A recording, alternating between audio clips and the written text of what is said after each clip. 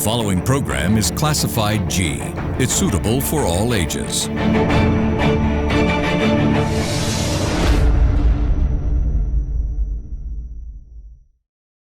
We would like to remind our viewers that the views expressed in this program by our participating guests are solely viewpoints of them who take part and does not reflect the views and beliefs of the Derana Media Network.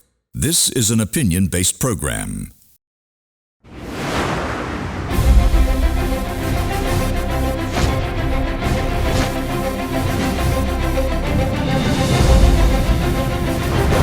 On an all-new Get Real, one step forward, three steps back. With no end in sight, Sri Lanka's efforts in pushing COVID out of the system seems to have taken another dive to the depths as public pressure overrode the scientific approach towards mitigating COVID, and hence the country is back in the midst of another lockdown.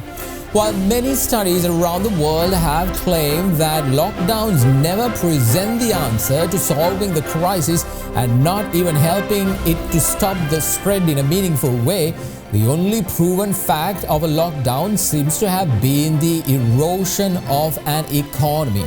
Around the world, over trillions of dollars wiped out due to lockdowns. Can this new lockdown do any good than harm to Sri Lanka?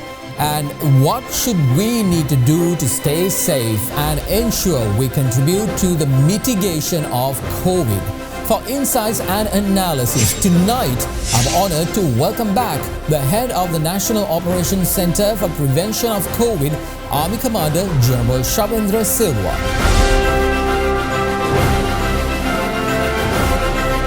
From Studio 24, with opinions that matter, it's time to get real with Mahieash Johnney. And a very good evening to all. Thank you very much for making us part of your Monday evenings and inviting us to your homes tonight on Get Real. My focus will be on the recent surge in COVID and to find whether there's a real reasoning for the lockdown we are in right now. But before that, as a nation, we have to be celebrating this moment we are in right now because, in the history of this nation, for the first time, there is an Olympic gold medal for Sri Lanka. And it's all thanks to Sergeant Dinesh Priyantaherath, a Paralympian. In Tokyo, he managed to set a new world record in javelin throwing. And now here he is gaining the gold medal in an Olympic. We all as Sri Lankans really need to be proud about this moment. I will also get the Army Commander's reaction, who's here in a short period of time. But before that, I want to get into my opening statement. Well, tonight in my opening statement, the tricksters and their tricks. In a moment, I will get into the discussion as to what we all need to do to stay safe and also to understand the recent surge in COVID with Army Commander General Shavendra Silva. But before that, I want to talk about the state we are in and analyze how we got here. Here we find ourselves back in a lockdown after all the information we have on this virus. We've resorted to the very same action we did at the beginning. Lockdowns are not the answer. Oh no, Mahieash, lockdowns are meant to slow the process of COVID-19. What kind of a dumb argument is that? Are you saying that we are delaying the inevitable death of people and not looking at a productive way of mitigating the impacts of the virus so we can overcome it and yet live our lives?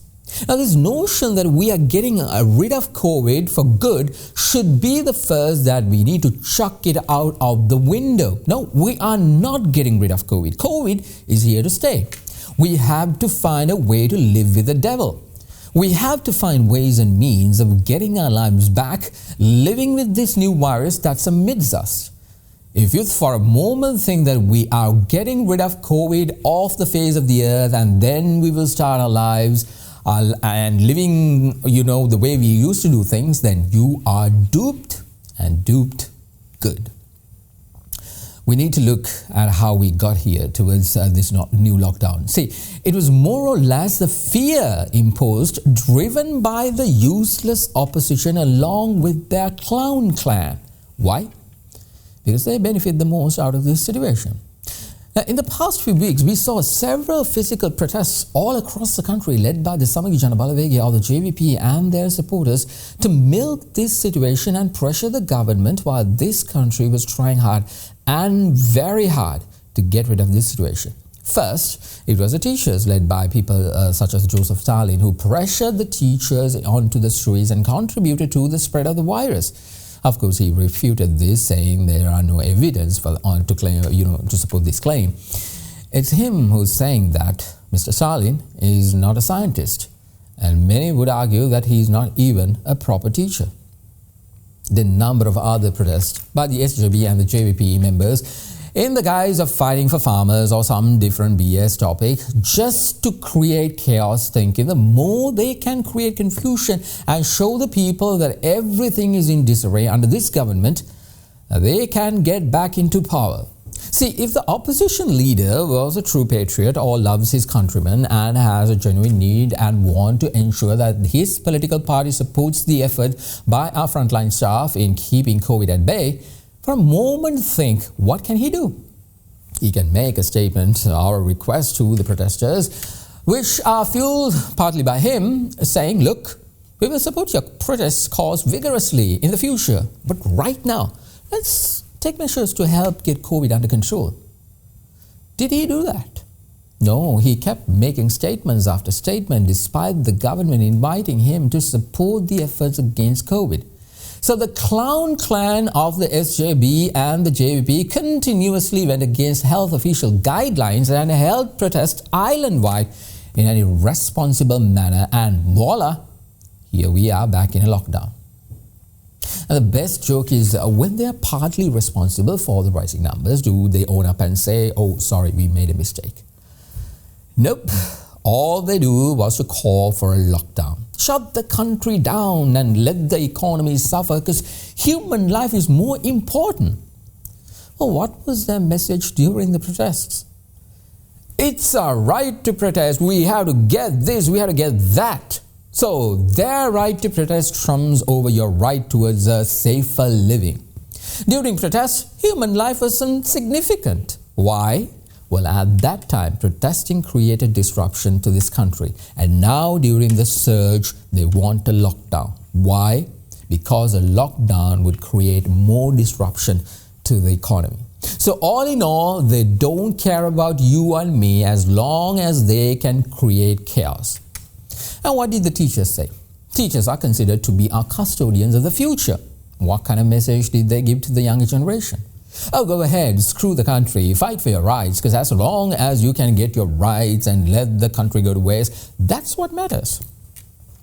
The younger generation, which is very impressionable by their elders and their teachers, saw everything what you all did. Can you honestly say that the trade union action that was taken at this time was the right thing to do or the best thing to do? The majority of teachers around the country opposes the strike. However, the silence made way for a few to hijack the conversation and create a foul aftertaste in the minds of all Sri Lankans. Like clockwork, the very same people who cried lockdown this and lockdown that just 2 days into this new lockdown now cries, oh no, people are suffering, they are dying, nothing helpful, open the country. This is what a trickster does. These very tricksters were hard at work back in 2015 and veered this country off its course. And it took us another 5 years to bring it back. And now they are at it again, utilizing a vulnerable situation of this country towards their benefits. Medical experts, epidemiologists and infectious disease experts who know best about handling pandemics have been calling to stop draconian measures like lockdowns in Sri Lanka and worldwide. For an example, suppose you see the Great Barrington Declaration, which is a statement advocating an alternative approach to the COVID-19 pandemic started by top epidemiologists from Oxford, Harvard and Stanford universities. In that case, over 60,000 medical professionals are advising against lockdown worldwide, not just in Sri Lanka. When it comes to the infectious disease like a coronavirus spreading, there is always a set pattern. More people are at risk shortly after than in the beginning. Then the population becomes immune and the disease eventually goes down. And in this instance, the government's vaccination effort is what matters in mitigating the situation. Instead of getting all your COVID information from the dumb self-claimed pundits on social media fueled by the likes of opposition and their clown clan, ask the right question. Why is this surge happening right now? Is it because of how we did things? Or is it because of the mutation of the virus? If it is a mutation, then what must we do to safeguard ourselves and let life continue? How can we do things without eroding the economy and suffering later? Now, over 12 million people went out and voted on the 5th of August last year here in Sri Lanka and were part of the mass election rallies. And I was waiting to see a massive surge of cases and deaths right after that. No sign of that. There was no massive surge after that in Sri Lanka. I was waiting to see, because all these pundits on social media were saying just that. Don't keep election. Country is going to hell. People will die. This and that. Didn't happen. What is happening now is not what you are told, and trust me, most of the authorities making decisions have been duped based on fear and not the so-called science. The solution, at least at hand, is the vaccination, and we got to double down on the efforts in getting the population fully vaccinated and stop going back in time to resort to matters that didn't work.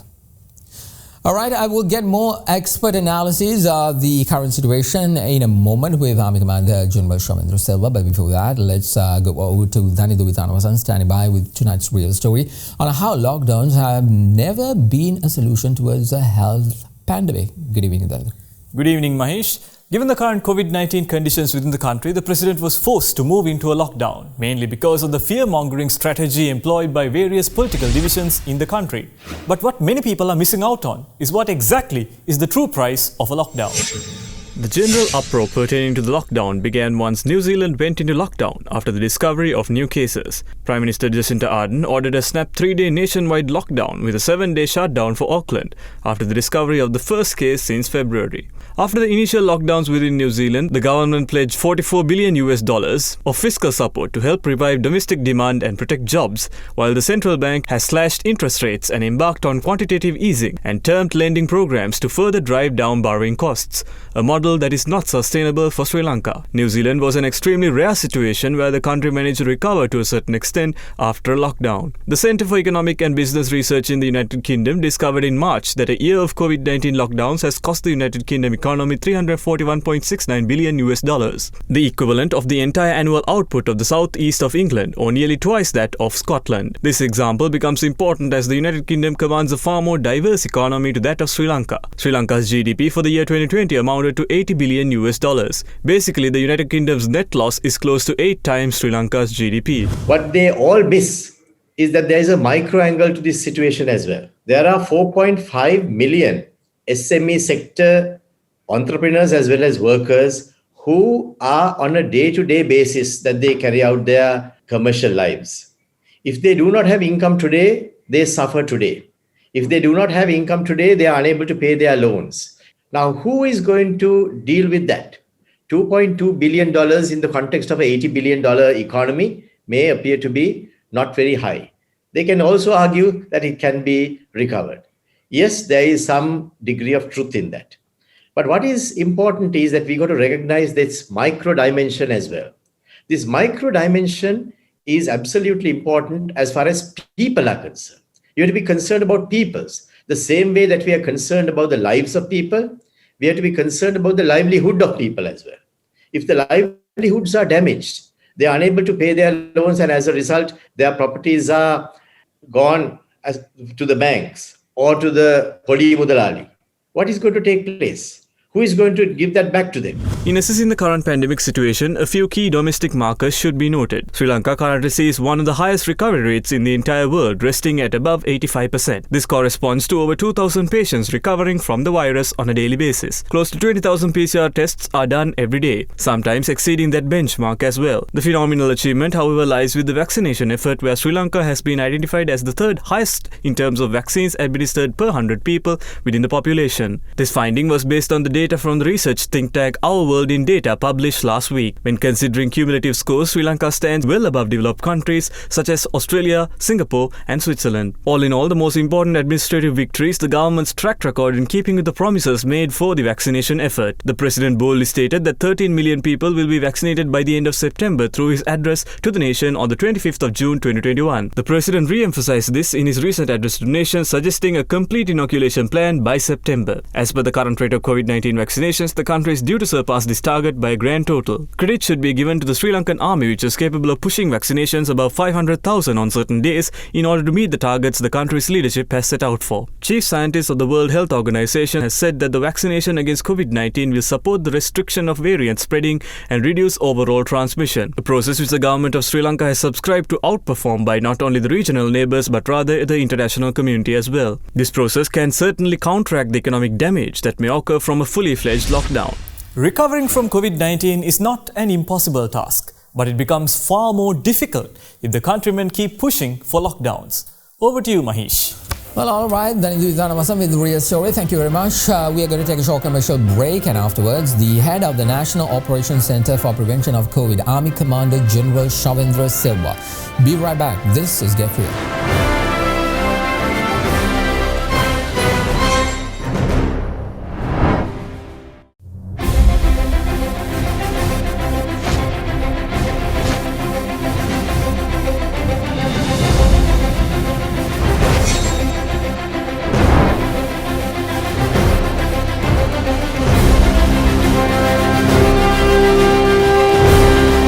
Welcome back everyone to Get Real. Time now to get some context into the conversation we are having tonight with regard to the current situation of COVID. But before I get there, there is something else I want to talk as a Sri Lankan, which we really need at this moment. When we are going through all this COVID, we need a little bit of sense of pride of the nation. And that has occurred today. In the history of this nation, if you talk about an Olympic gold medal, despite the fact that whether it's the Paralympics or the Summer Games, we have now can proudly say, as a Sri Lankan, we have a gold medal, and that is thanks to Sergeant Dinesh Priyantha here today. He brought that glory to us, and he is a war veteran.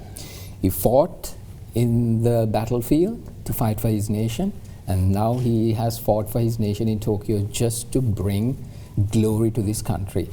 Army Commander General Shavendra Silva is here. I'm pretty sure you are a proud man today, because here we are, we needed this kind of sense of national pride to rally around something, you know, as one Sri Lanka, one nation, and the sergeant has done his job.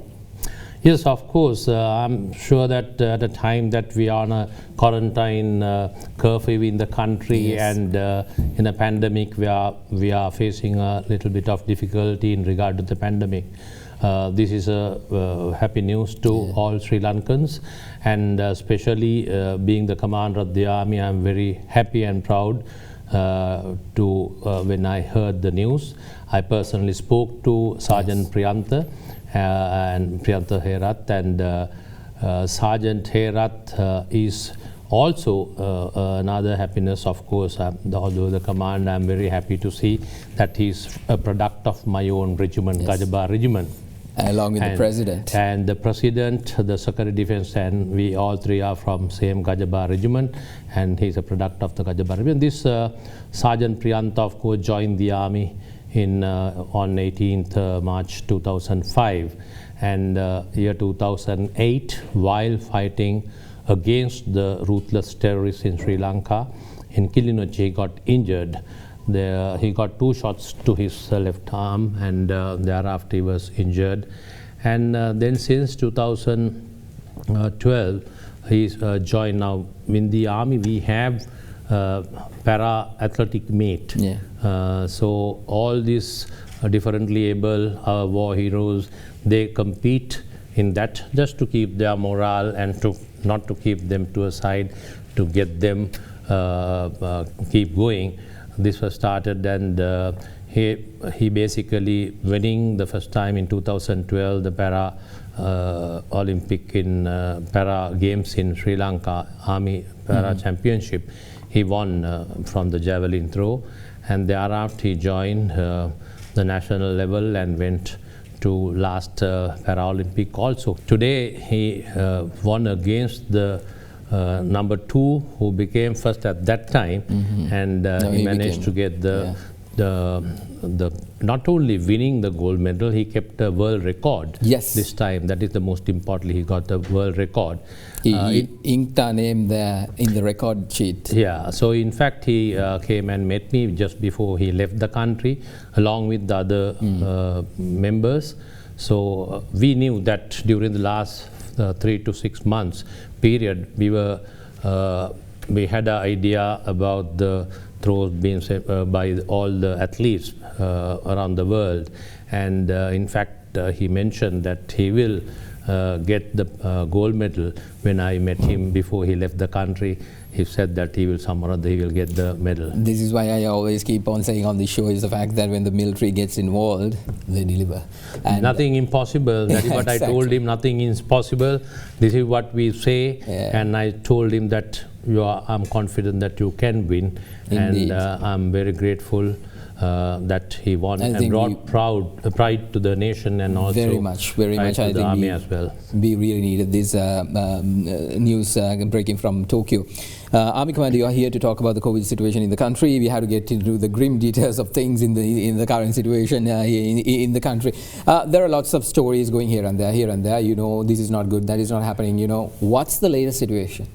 Yeah, of course. Now we have to understand the latest situation is since end July and beginning August, we saw the positive cases are increasing in the country, and also we saw the death rates are also increasing. As of today, as you know that we have somewhere around 4,500 plus positive cases reported daily, and also we have death rate is around 200 per day, although last 4 days we had above 200, and yesterday it was less than 200, but average it's around 200.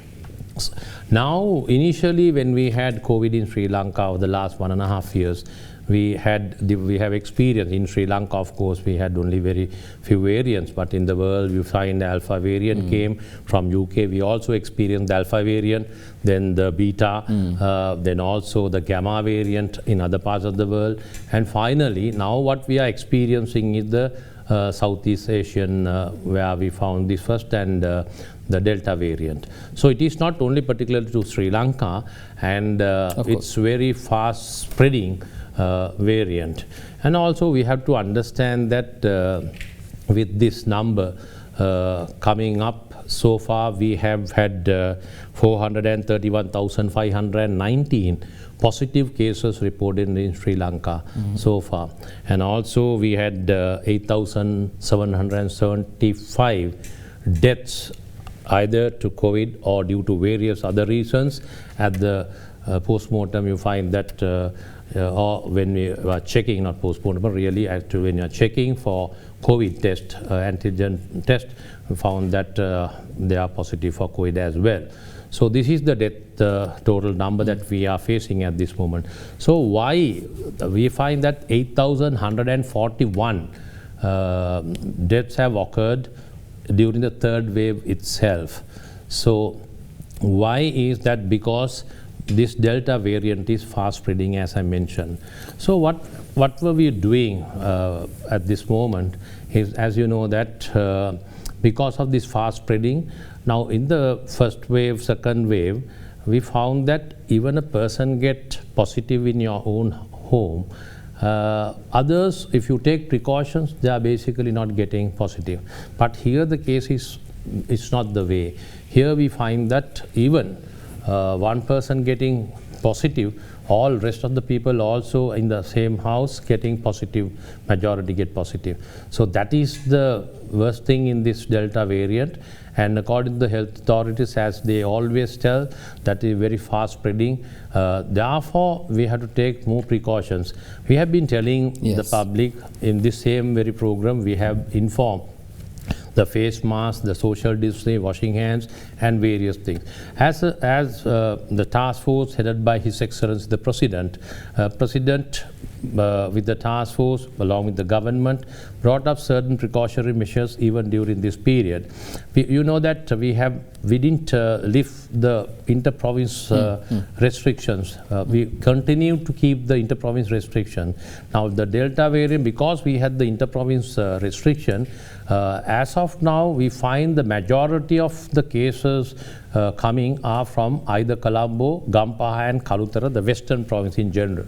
So because we had this inter-province, but of course we know that some people went across the inter-province, although the restrictions were there, but still, since it was there, it did not spread to the entire country, and we are now having this in the western province, but you find various parts of the Sri Lanka as well. So this is where we stand at the moment. So what we did was, we had the inter-province system, we had the restriction, we continue. Then also we had the vaccination program we started. Amika, before we get into that, there's one thing I want to clarify here, is the fact that, one of the criticism that keeps coming is, are you all capable of handling the number of COVID patients that we daily see? Now, most of them are not, dying or anything, they just have symptoms and then they are perfectly fine. Now, can you give us a little bit of an understanding with regard to the infrastructure, the facilities that is there? Do we have enough and adequate amount? From the beginning, we never had enough, but we managed to bring the infrastructure and the facilities updated according to the situation. Initially, when we started off, some were asking, especially whether we have enough beds, whether the hospitals can afford to have, not only ICU, even the hospital facilities people are. So what the government did was, we increased the infrastructure in all hospitals. Initially, we had only 2 to 3 hospitals managing the COVID patients. Initially, only one ward like in all hospitals. So, but it is not the case. Now it was increased. The number of beds were increased. It has increased more than 39,000 by the hospitals. In the meantime, we started off with intermediate care centers. By that, we increased the number of beds for the patients. So likewise, then also in regard to the oxygen, it is not what we had. We had something like the production by both companies in Sri Lanka, the private 2 companies. It's about 71%, 71 tons. The normal consumption, including the commercial thing. But then the government brought oxygen from India, sending one of the ships by the Sri Lanka Navy and also by Indian ships abroad. So these are, you ask the question whether we are having sufficient. Not only that, that is one way of developing the infrastructure supported by the military, mainly by the military. Getting all these hospitals, infrastructure was built by most of the things by the military. And also giving the ICC facilities. And also what we started, our own systems also we started. Even the private hospitals were given a chance to look after the positive cases. That was also commenced with the army having in Kogala hotel, taking a private hospital. We started off like that. So that is also we initiated, and thereafter all private hospitals have been doing that. So other than that, doing all that, then there's a patient management system at home. We started off a system like that also. So in August, in the month of August, we found that there were, even in your channel, it was shown that certain hospitals, not every, certain hospitals were crowded, then people were on ground and things like that. These are only for a few hours until such time that is the management, actually the management. So therefore, these systems are now in place. In the meantime, even in the army, we have already created another 12,000 beds in various parts of Sri Lanka. It's totally vacant right now. So that is the level that we have gone. In advance, we take precautions. So to answer your questions once again, yes, infrastructure may not be sufficient, but we will always look after the people of this nation by increasing accordingly increase in the number of facilities that we really need. I want to talk about the solutions, which is, in this instance, we have to talk about vaccinations. Vaccinations is the only way, and the whole world is now on that. Sri Lanka is in a very commanding position in terms of vaccination, and that is wholly thanks to the military. Because once the military got involved, even though the doctors and everybody would be disagreeing with that fact, we have to understand the reality. It is because of the military that we could achieve these kinds of numbers, and all that happens is because of the simple fact that if by any chance the military was not there, we would be having some other kinds of situation right here in the country. So what's the latest on the vaccination, and what kind of plans do you have in order get everybody vaccinated is the ultimate goal?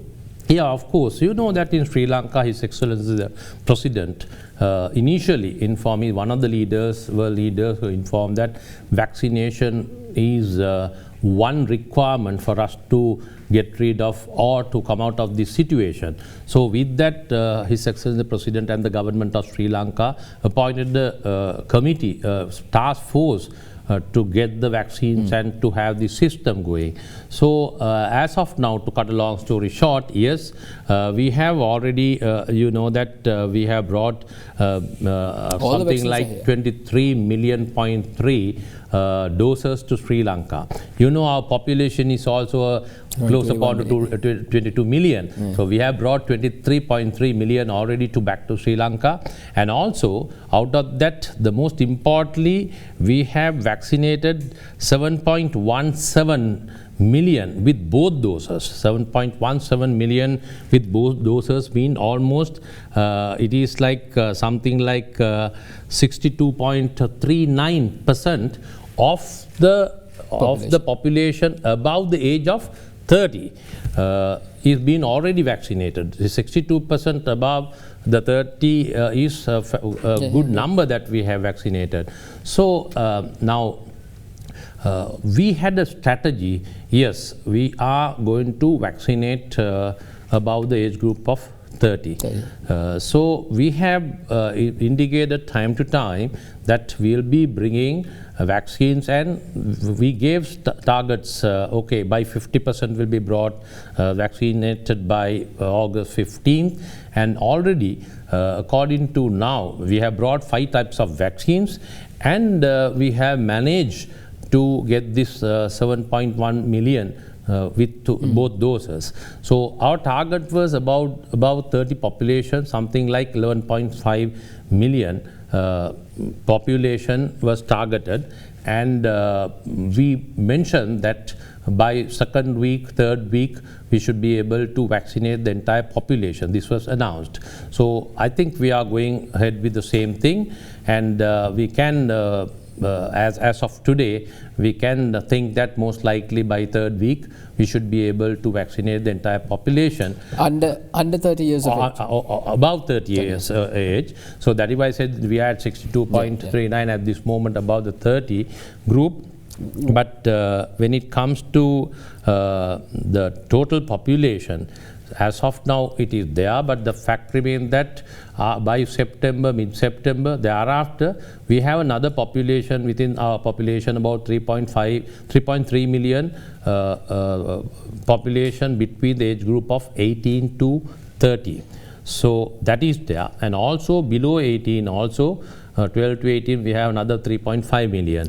So that population is also there. So are you hoping to vaccinate them as well? Yes. Now it is like this. During the last COVID meeting headed by His Excellency the President informed the health specialists who were at the meeting, and also the health minister and everyone, informed that to advise as to whether we should go for the third dose or the booster first, and go for the below 30 category, or whether it should be the below 18 to 30 group should be vaccinated first. So I'm sure that the health specialists, after analyzing the entire situation, will come forward with their solution or whatever the recommendation.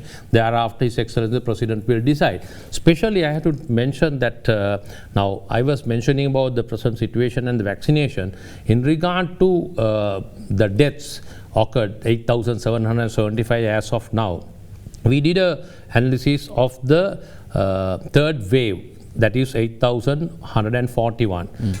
Out of that, 75% of the population who had died are the age group about age of 60. Yes. Okay. And between the age group 30 to 60 deaths are something like 24%. Meaning to say that 99% of our population out of who had died of COVID-19, 99% are above the age group of 30, about the 30. Okay, so only 1% is the below 30. So therefore, you can understand, people can talk about you were asking about the criticism and things like that. Now, strategy was above the 30. So far, we have managed to do this. And that is the reason the President wanted, and the task force and the government wanted, that the above age group 30 to be vaccinated first. So thereby now you understand this is the most vulnerable group. Yeah. So you ask the question whether you have to come below or go for the third boost. Now all these things has to be considered when we are going for the third. And you are actually, thinking about that, and steps will be taken. Yeah, that is what I mentioned. It is very important to understand 99% is above the age group of 30. We had a strategy. That is why it's like that. That is the reason. Now, vaccination, we are talking of vaccination. That is why we started off the vaccination program, and it didn't have the momentum that we expected. Therefore, to support the health authorities, even the military was called on the vaccination program, and we have gone accordingly. So as of now, because of this situation, which I mentioned about the percentages, this is according to the figures. So that is why, once again, about a month back, we focused the age group above the 60 and started off with the vaccination, because I told 75% is them. So therefore, we started off a program like that. Then thereafter, when we felt that some are still not coming, the military started off along with health, especially Colombo Municipal Council and other places. We started off going to a mobile vaccination program where people go to house and do the vaccination. So thereby, we have managed to do that as well. So as you know that it's almost 99% to close upon to 100% first vaccination being done. Yeah. And this is quite a number with the second dose as well. I mean, I think Sri Lanka is way ahead in terms of the world, with regard to vaccination, and the world is telling us, the solution for COVID-19 is get vaccinated. So I hope you have got your job as well. If you're watching, well, I'm in conversation with Army Commander. Let's take a short commercial break. You're watching Get Real. We'll be right back.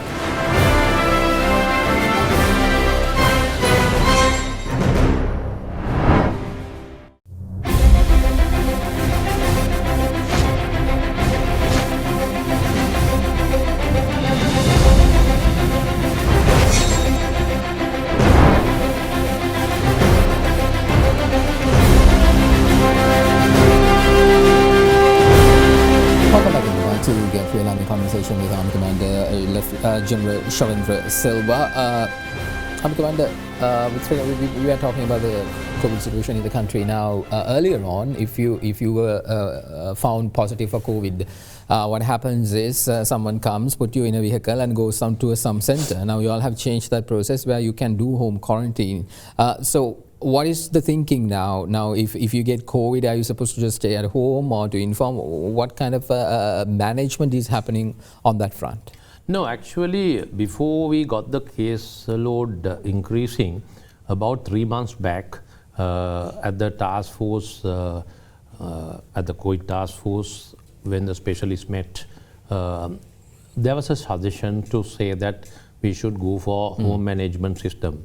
The GMOA also suggested to His Excellency the President that we should go for this home management. We started off with Health Ministry, started off this with Kalutta district, but it was with a very slow progress. But later on, with this number of cases going up, again we focused, And at the COVID task force, COVID center, operation center, when we meet with all the specialists, once again they brought this fact and they mentioned that we should go for this. So with that, we introduced a system where 1904 telephone SMS, 1906, the SMS system, where the patient himself write whether he is in the A category, B or C category. A category that who feel that he wants to get into the hospital, he's feeling uncomfortable, breathing issues, and such things. Yeah. Then there's another group as B that they have fever, things like that. Third category, no symptoms, but they got positive. So with that, to mention the identity card number, the address and the name to send, and we've started off this home management system. To say that we actually had so far above 16,000 numbers who reported to us like that, and out of that more than 8,500 we have managed at home like this. So thereby actually the numbers going to hospitals got little reduced. You're trying to reduce the pressure that is being inserted on the health system. How successful is this home quarantine thing? Yeah, it is actually more than the pressure for the doctors and the hospital staff. When everybody goes to the hospital, the care that one should get, the most important people may not get the same effect. So therefore, that is why President was insisting that we should have this categorization. Thereby now, those who should be in the hospital are in the hospital, those who should be in the intermediate care centers are there, and the balance who can be managed at home level are at home. But it does not mean that those who are at home are just like previous occasions or first or second wave, they are at home. No. They are being, with this our system from the operation center and the health ministry, Sri Lanka Medical Association and the GMOA supporting, and also some retired doctors who are on the private sector also supporting us. Thanks to them, they all get in this whole system where they get in contact with the patient at home. Thereby constantly, day and evening, they speak to the patient and know exactly where the situation, and they'll be managed. So it's not like as if, okay, you stay home, we don't know what happens to you. No. Once a patient is positive, he's been informed, immediately they've been contacted by the MOH of the area and the PHI of the area. The MOH get into analyze the situation of the patient, and thereafter direct them either to the hospital or being advised to be at home. When they're at home, the doctors get in touch with them, and they are always day to day they are checking their situation. And at one stage, now this was the issue that some people without even getting in contact with the doctors, trying to be at home without any knowledge, and when they are at a stage where they can't, they are in a worse situation, they get into the hospital.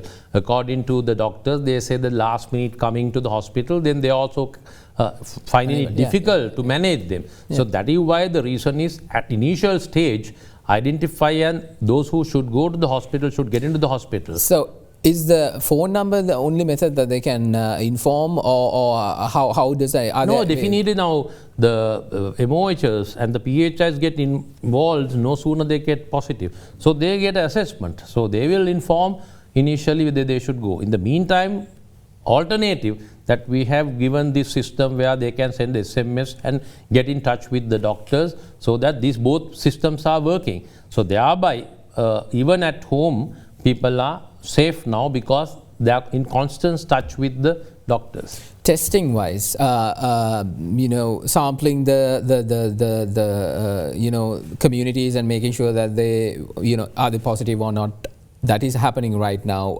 What's the plan for that? Are you all increasing? Are you decreasing? What's the process like? There is a conversation happening. We understand that whether to provide a home antigen test where people can check and all those things. What's the thinking on that? No, it's a policy decision should be taken.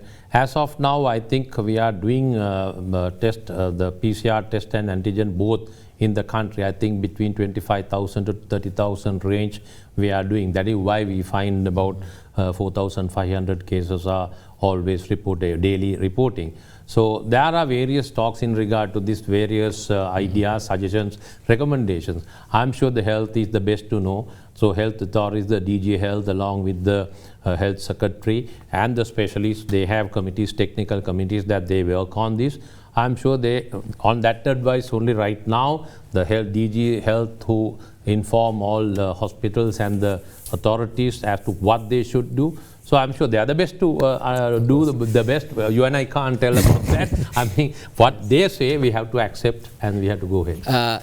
We are in the midst of another lockdown, Army Commander, and apparently it's been extended according to what you just said, based on the information the health officials provide, it would be extended or not.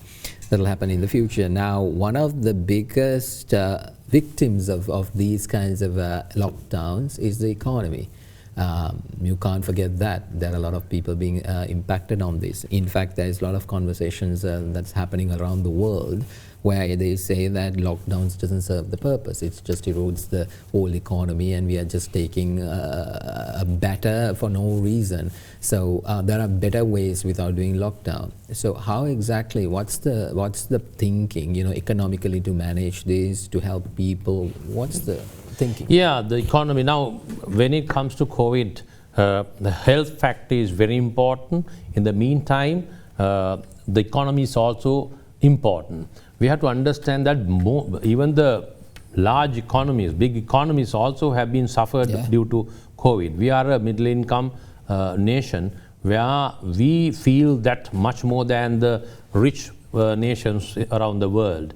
Now, what we did was, now, I'm not an economist, but since you asked this question, I have to answer.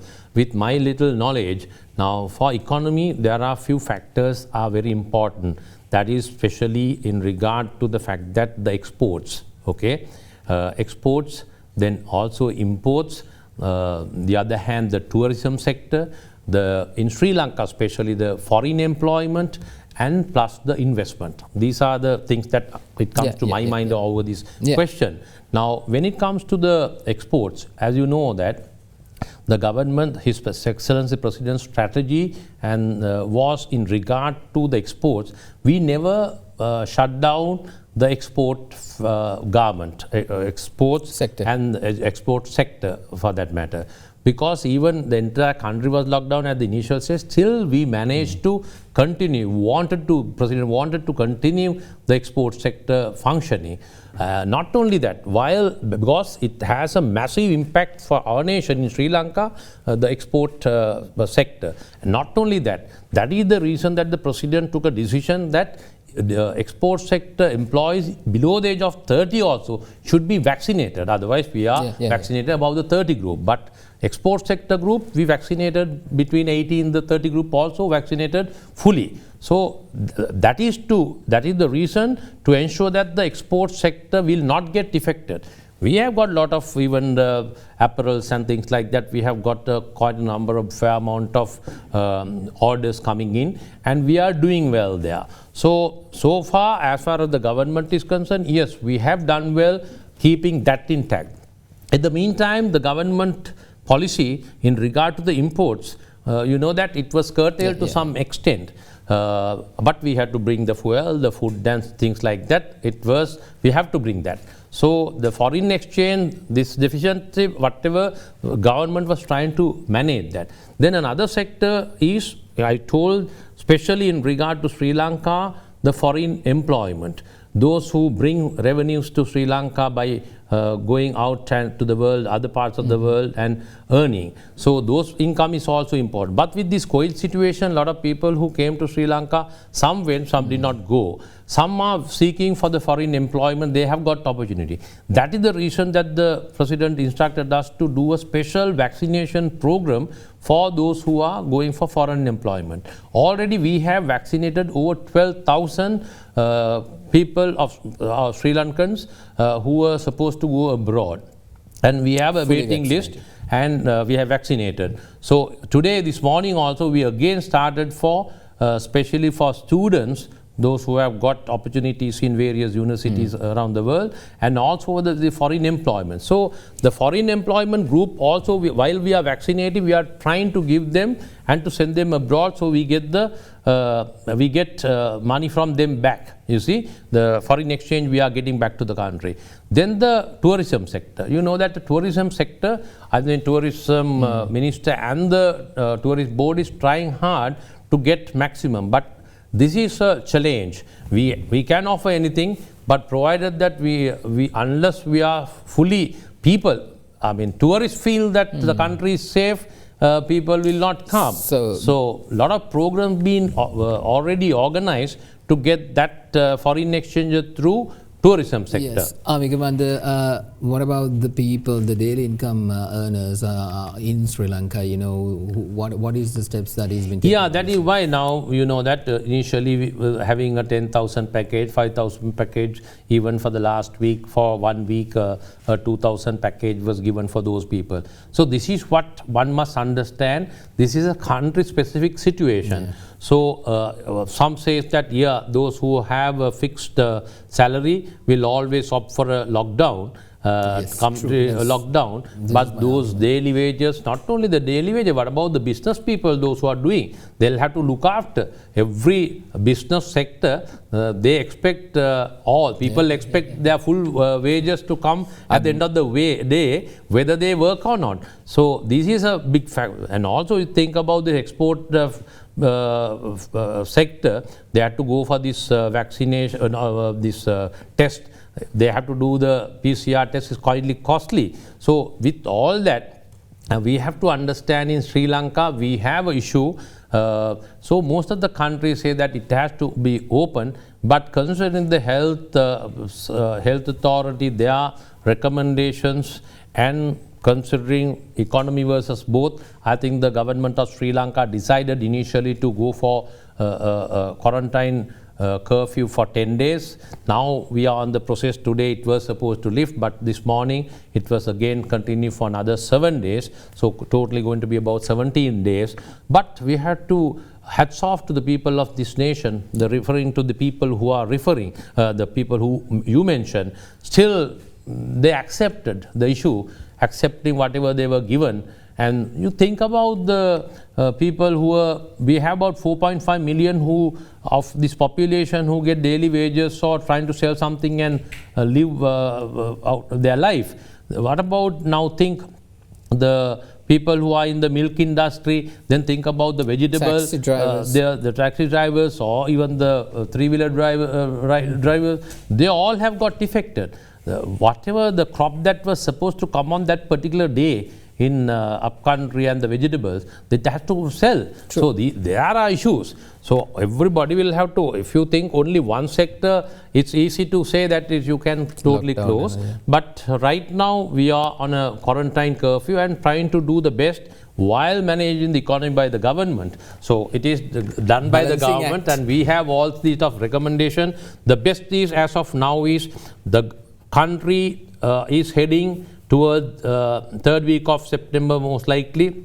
We will finish with we'll finish both doses of vaccination for the people above the age group of 30. So thereby we think now by then after from there about 2 weeks with October, I think we should be able to do well unless there's another variant comes and bring the entire situation different. But the fact remains that people will have to close nothing but take about 7" by 4" face mask and cover the nose and the mouth and then to move forward. Yeah. And I'm sure that if we have to go beyond what we have been doing to ensure that the safety of your own self, safety of your family, safety of your street or road, and protect your village. If we do that, I'm sure that we can come out of this situation. But everybody, those who are above the 60, I think mostly we have vaccinated. Age group of 30 and above must try to get the vaccination as quickly as possible. Very quickly, Army Commander.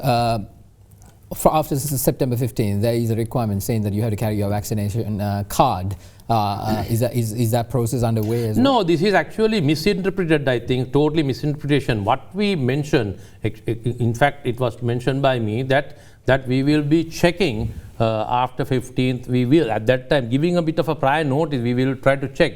But never told that it's a must, and if you don't do that, we are going to do that. Some people try to manipulate what we mentioned and what was given to the public. So there is no such thing, but we mentioned that is to encourage people to get that. Otherwise, not that people can't come like that, or we are told that they are going to do some action against them. No. So we mentioned that to encourage that we will be checking. So maybe in public places, one can say, yeah, we don't want, but the fact remains that we can't put others in danger as well. So this is not a must, but although we said from 15th until once we vaccinate with both doses, we might check this. We might. That is what we told. Army Commander, it's always a pleasure to talk to you, get the sense of the country, and get an assurance that we are on the correct track. Assurance from an authority figure like you is what makes what matters at the end of the day. Thank you once again for coming here and sharing all this. I really appreciate it. Well, that's all the time we have for you tonight. Thank you very much for taking the time to join us. Make sure to stay positive, to test negative, and to get yourself vaccinated. There's too many bugs, and I'm way too obsessed with that to do any drugs. 6 girls on Alphabet Road. 5'1", do you think that I'll grow anymore? No, that's probably it. I guess Ellen was right, yeah, she usually is. Please don't give up on me yet. I know I'll get better, I'm just not better yet. Can you tell I'm trying, running out of breath? I know I'll get better, I'm just not better yet. Oh, oh, oh, oh, oh, oh, oh, oh, you signed up for this. Oh, oh,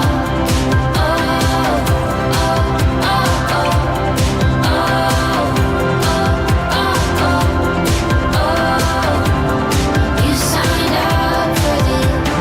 I am 20 and probably upset right now. I still haven't got my driver's license, and I am sorry to make it about myself again, but you signed up for this.